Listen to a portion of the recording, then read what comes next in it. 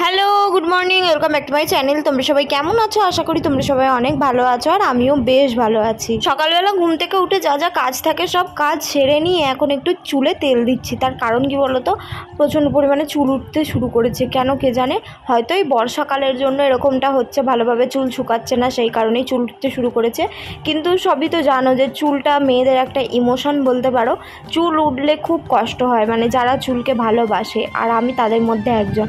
মানে আমার চুলকে আমি ভীষণ পরিমাণে ভালোবাসি। যদি মানে কি বলবো, এতদিন চুল ওঠেনি, বেশ আনন্দে ছিলাম, ভালো ছিলাম, কিন্তু এখন যেই একটা দুটো করে চুল উঠতে শুরু হয়েছে না, আমার ভীষণ মন খারাপ করতে শুরু করে দিয়েছে। তোমাদের দাদাভাই বলছে ওটা হয়, ওটা কিছু অসুবিধা নেই, তোমার তো এতদিন চুল ওঠেনি, একটু আধটু তো চুল উঠবেই, তাই না? আর বলেই তো ছিলাম যে সিজনের একটা সময় আমার চুল ওঠে। আর এদিকে দেখো, তোমাদের দাদাভাই ঘুমাচ্ছে, আমি ওর পিছনে কাঠি করতে শুরু করে দিয়েছি। তারপরে তোমাদের দাদাভাইয়ের এই ব্যাগগুলো অনেক দিন ধরে কাচবো করে কিছুতেই আর কাঁচা হয়ে উঠছে না। সেই কারণে ভাবলাম আজ যখন একটু কাজের ফাঁকা আছে, তখন এই ব্যাগগুলোকে সব কেচে ফেলবো। এবার তিনটে ব্যাগ আছে, আর আমি ভাবি কি জানো তো, যে একবারে সব ব্যাগ কেচে নেবো, মানে যাই কাচি না কেন একবারে কেচে নেবো, যাতে 2-3 দিন এই কাজটার পিছনে না লাগে। জানি একবারে করলে কষ্ট, মানে করতে গেলে কষ্ট লাগে, কিন্তু তবুও আমার মনে হয় যে না, একবারেই করে নেব।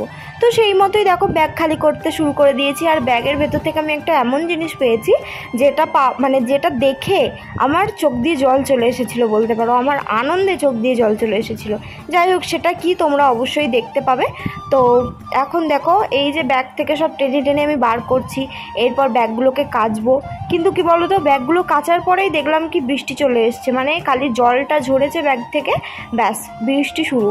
তো তারপরে রীতিমতো আর কি হয়নি, শুকায়নি আর কি।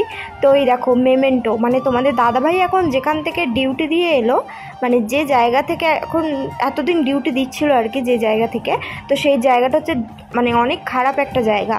তো সেখানে কত ফৌজি শহীদ হয়ে যায়, আবার অনেক ফৌজি ভাইদের অনেক কষ্ট হয় বা অনেক আঘাত লাগে, এরকম হয়ে থাকে।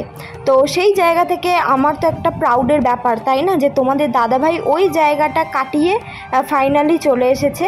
ও অন্য একটা জায়গায় ওর পোস্টিং হয়ে গেছে, সেটা কোথায় না কোথায় অবশ্যই আমি তোমাদের সঙ্গে পরে শেয়ার করব। মানে লোকেশন তো আমি শেয়ার করতে পারবো না, কিন্তু কোথায় সেটা আমি হয়তো তোমাদেরকে বলতে পারবো। তো যখন বলতো না যে আজ অপারেশনে যাচ্ছি, কখন আসবো ঠিক নেই, কখন ফোন করব ঠিক নেই, বিশ্বাস করো বুকের ভেতরটা না পুরো ফাঁকা হয়ে যেত। যতক্ষণ না ফোন করছে, না খেয়ে শান্তি, না ঘুমিয়ে শান্তি। কত রাত চমকে চমকে উঠেছি, ভয় পেয়েছি যে ফোন করছে না কেন, অনেকক্ষণ হয়ে গেল। আর এত এত খারাপ জায়গা ছিল না, ও তো বলতো, সব কথা হয়তো বলতো না, কিন্তু তবুও কিছু কিছু কথা বলতো যে অনেক খারাপ জায়গা, আমি অপারেশনে যাচ্ছি, তুমি চিন্তা করবে না, তুমি ভালোভাবে খাওয়া দাওয়া করে নেবে, খাওয়া দাওয়া করে তুমি ঘুমাবে। তো এতটা পরিমাণে কষ্ট হতো, তখন মনে হতো না যতক্ষণ না ফোন করছে ততক্ষণ আমার শান্তি আসছে না, এরকম একটা ভাব। তো যাই হোক, সেই জায়গা থেকে যে ও বেরিয়ে চলে এসেছে, সেই জায়গা থেকে যে ও বেরিয়ে ফাইনালি মানে একটা নতুন জায়গায় যাবে, নতুন জায়গা না, ওর ইউনিট বলতে পারো। তো এটাই আমার কাছে অনেকটা প্রাউডের ব্যাপার। আর আমাদের সঙ্গে কথা বলতে বলতে ওদিকে সমস্ত রান্না বান্না সেরে নিয়ে একদম দুপুরবেলা শুয়ে গিয়েছিলাম খাওয়া দাওয়া করার পর। আর এই দেখো এদিকে চলে এসেছে, মানে আমার যা আর ভাসুর দুজনেই চলে এসেছে। আমার তো কি আনন্দ লাগছে, কি খুশি খুশি লাগছে যে এবার এসেছে, ভালো ভালো ভিডিও করব, রিলস করব, আর এদিকে মানে আরও অনেক কিছু হবে আর কি। একসঙ্গে থাকলে যা যা হয় আমাদের পাগলামি, সেগুলো তোমরা সব দেখতে পাবে। দেখো ওরা চলে এসেছিলো, তারপরে আর ভিডিও বানানো হয়নি, একটু ওদের সঙ্গে গল্প করছিলাম, কথা বলছিলাম। তারপরে দেখো রাত্রিবেলা একদম সোজা চলে এসেছি খাবার বানানো নিয়ে। মানে ও আর আমি দুজনে মিলেই আর কি, ও আমাকে একটু হেল্প করে দিচ্ছিলো, আমি রান্নাগুলো করছিলাম। তো এই আর কি।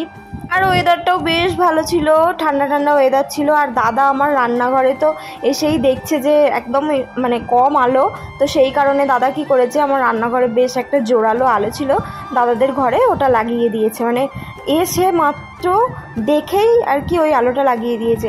তোমাদের দাদাভাইকে বলে বলে এতদিন হয়নি, যাই হোক দাদা লাগিয়ে দিয়েছে, তো এটাই একটা ভালো লাগছে। সেই কারণেই আমি ভিডিওটা বানাতে পারছি, না হলে আমার রান্নাঘরে আগে যে লাইট ছিল না, আমি রাত্রিবেলা কি নুন দিচ্ছি, কি হলুদ দিচ্ছি, কি লঙ্কা দিচ্ছি, কিছু বুঝতে পারতাম না।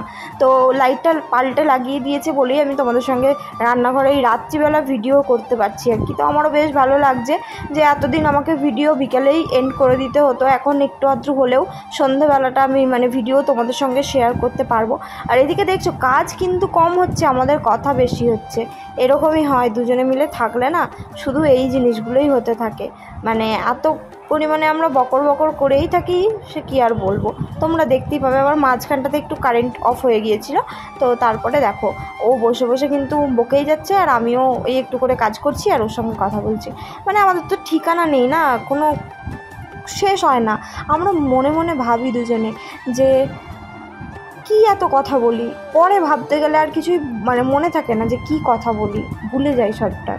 যাই হোক, তো ভিডিওটা আজ এই অবধি রাখলাম। ভিডিওটা কেমন লাগলো অবশ্যই কিন্তু কমেন্ট করে জানাবে। ভিডিওটা ভালো লাগলে অবশ্যই লাইক করবে, শেয়ার করবে। যেমনভাবে ভালোবাসা দিয়ে যাচ্ছ সেইভাবেই ভালোবাসা দিয়ে যেন আমার পরিবার আরও অনেক বড়। সবই তো তোমাদের সাপোর্ট লাগবে, তোমাদের সাপোর্ট ছাড়া তো কিছুই নয়। তো তোমরা এইভাবেই সাপোর্ট করে যেও। Thank you for watching, by.